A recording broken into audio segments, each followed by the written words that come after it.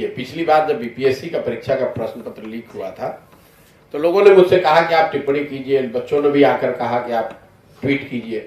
तो मैंने उस समय भी कहा था और अभी एसएससी का जो परीक्षा पत्र लीक हुआ उस पर फिर वही कह रहा हूं कि भाई ये रोजमर्रा की घटना बन गई है। जब आपका पिछले 10 सालों में ये 60 से ज्यादा अलग अलग परीक्षाओं के पेपर बिहार में लीक हुए हैं, न इस पर किसी की जवाबदेही है। और जो आदमी जो पिछली बार बीपीएससी के प्रश्न पत्र लीक होने के बाद जिस व्यक्ति को सरकार ने ये कहा कि ये दोषी है, जिसको पकड़ा गया, उसी आदमी का पिक्चर सरकार के बड़े मंत्रियों के साथ 2 दिन के बाद आप ही लोगों ने छापा है।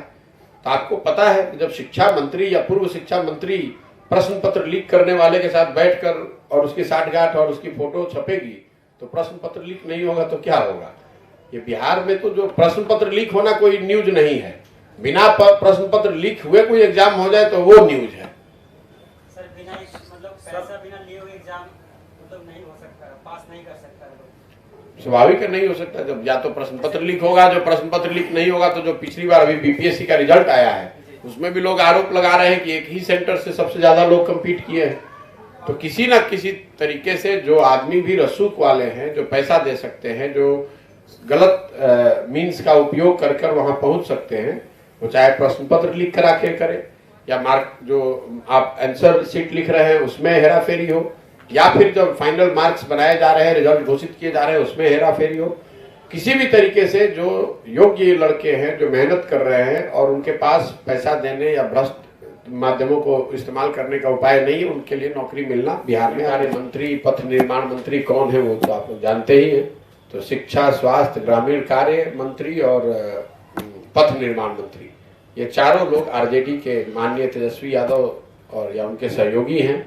और इसीलिए शायद उनके बेहतर काम को देखते हुए नीतीश कुमार जी ने शायद ये अब सोचा है कि भाई अब इनको और प्रमोट करके मुख्यमंत्री का इन्हीं के नेतृत्व में चुनाव लड़ा जाए ताकि और बिहार की व्यवस्था को और बेहतर बना दिया जाए। तो मैंने इसीलिए कहा कि साहब इतना दिन वेट नहीं करना चाहिए। आज भी तेजस्वी यादव की मेजोरिटी है, बड़ी पार्टी तो आरजेडी ही है। तो नीतीश कुमार जी को 25 तक का इंतजार नहीं करना चाहिए। उन लोगों का जो आरजेडी का काम करने का तरीका है, जो उनका ट्रैक रिकॉर्ड रहा है, बिहार की जनता ने देखा है। और अभी जो लोग काम कर रहे हैं, जिन विभागों के वो इंचार्ज हैं, उनके मंत्री हैं, उन विभागों में जितना बढ़िया काम हो रहा है उसको देखते हुए नीतीश कुमार जी को 25 तक का इंतजार नहीं करना चाहिए। अभी तेजस्वी यादव जी को मुख्यमंत्री बना देना चाहिए ताकि बिहार की जनता बिल्कुल प्रमाणिक तौर पर देख सके कि अगले 3 साल कितना बढ़िया बिहार चलता है और उसके आधार पर वोट कर सके।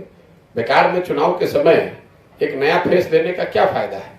ये तो नीतीश कुमार जी अपने 20 साल आप रहिएगा और आपके कार्य पर वोट न हो इसलिए चुनाव से पहले किसी दूसरे का फेस लाइएगा, वो तो ठीक नहीं है। जिस व्यक्ति जब उन्होंने घोषणा कर ही दी है कि भाई महागठबंधन लड़ेगा चुनाव तेजस्वी जी के नेतृत्व में, तो तेजस्वी जी को मुख्यमंत्री बना देना चाहिए। मेरा अभी तक का अनुभव जो है 80-82 दिन का चलने का, सारी योजनाओं और लोगों की स्थिति पर मैंने बात करी। राजनीतिक टिप्पणी ये है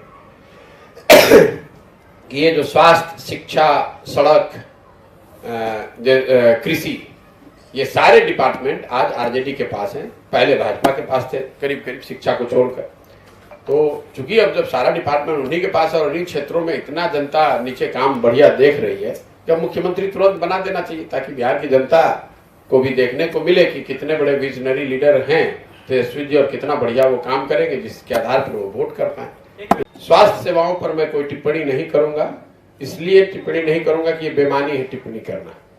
जिन गांवों में, जिन पंचायतों में मैं घूम रहा हूं, क्योंकि मैं अनुमंडल या बड़े शहरों में जाता नहीं हूं, वहां पर अगर जा भी रहा हूं तो हॉस्पिटल में तो जाता नहीं हूं देखने, लेकिन जिन गांवों में, पंचायतों में मैं घूम रहा हूं, सीएचसी पीएचसी करके जो नीचे की सुविधा होनी चाहिए पेपर पर बड़ी संख्या में है, लेकिन कहीं पर वो है ही नहीं, बिल्कुल है ही नहीं।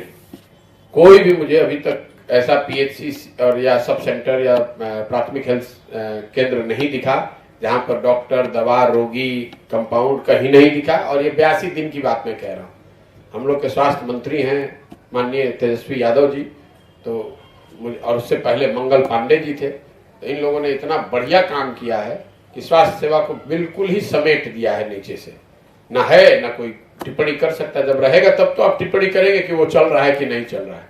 चल ही नहीं रहा, जब है ही नहीं तो आप टिप्पणी क्या करेंगे। ज्यादातर जगह पे गाय भैंस बांधा हुआ है या बच्चे वहां पर खेल रहे हैं या झाड़ फूस उग के चला आया है। अगर आप लोगों ने कोई स्वास्थ्य सेवा केंद्र देखा हो ग्रामीण स्तर पर, सब सेंटर या PHC स्तर पर, तो आप मुझे जरूर बताइए।